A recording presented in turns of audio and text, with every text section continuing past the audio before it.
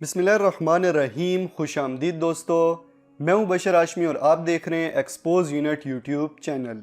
नाज़रीन, कुर्बे क़यामत की 10 बड़ी इलामात में से एक इलामत दज्जाल का ज़ाहिर होना भी है।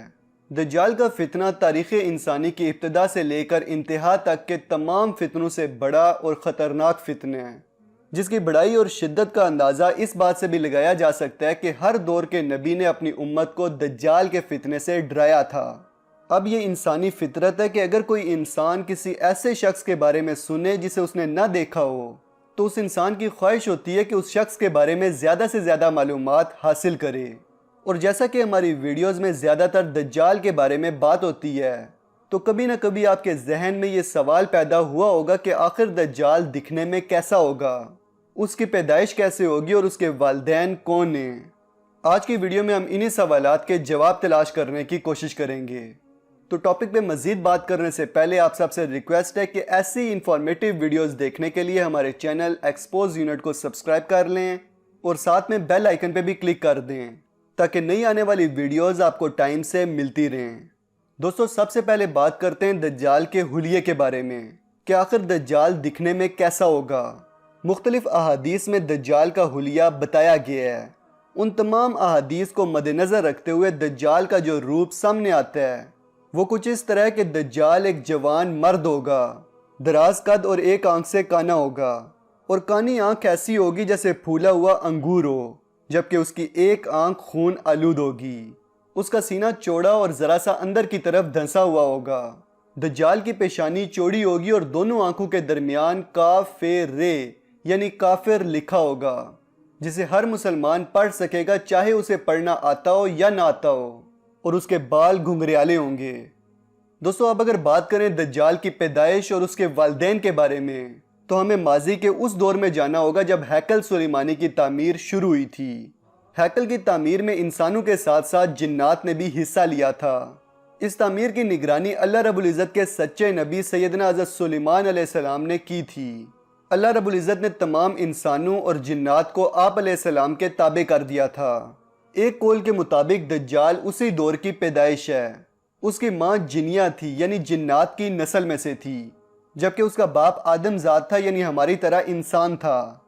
ये कौल इलामा बरजंजी रहमतुल्लाह अलैह ने अपनी किताब अल-इशाअतुल अशरात के सफ़ा नंबर 217 में दर्ज की है, जबकि इस किताब का उर्दू तर्जमा क़यामत की निशानियों के नाम से है, जिसका हवाला आप इस वक्त अपनी स्क्रीन पे देख सकते हैं।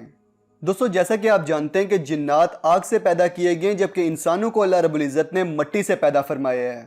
अब देखा जाए तो खाक और आतिश का कोई जोड़ ही नहीं बनता, क्योंकि दोनों की फितरत एक दूसरे से बिल्कुल मुख्तलिफ है। शायद इसी वजह से हमें कहीं भी दज्जाल के वालिदैन के निकाह का जिक्र नहीं मिलता, क्योंकि ये दोनों मुख्तलिफ जिन्सो नूह से थे और निकाह के लिए एक ही नस्ल से होना शर्त है।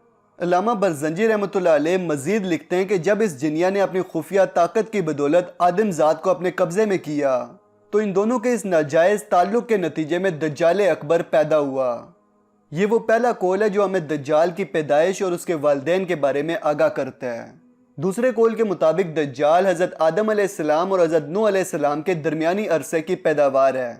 इस कौल को मानने वाले सही बुखारी शरीफ के हदीस नंबर 4402 का हवाला देते हैं। इस हदीस में आता है कि हुज़ूर अक़दस सल्लल्लाहु ताला अलैहि वसल्लम ने फरमाया कि जितने भी अंबिया अल्लाह रब्बुल इज़्ज़त ने भेजे हैं, सब ने दज्जाल से अपनी उम्मत को डराया है। फिर हुज़ूर अक़दस सल्लल्लाहु ताला अलैहि वसल्लम ने ख़ास तौर पर हज़रत नूह अलैहिस्सलाम का जिक्र करते हुए फरमाया कि नूह अलैहिस्सलाम ने अपनी उम्मत को इससे यानी दज्जाल से डराया, और दूसरे बाद में आने वाले अंबिया ने भी, और वो तुम्ही में से निकलेगा। बस याद रखना कि तुम्हें उसके झूठे होने की और कोई दलील मालूम ना हो, तो यही दलील काफ़ी है कि वो मुर्दार काना होगा और तुम्हारा रब काना नहीं है। उसकी आंख ऐसी मालूम होगी जैसे अंगूर का दाना।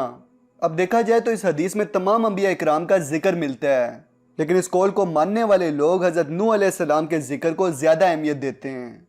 इस कौल को मानने वाले लोग दूसरा हवाला सही मुस्लिम शरीफ की हदीस नंबर 2058 का देते हैं।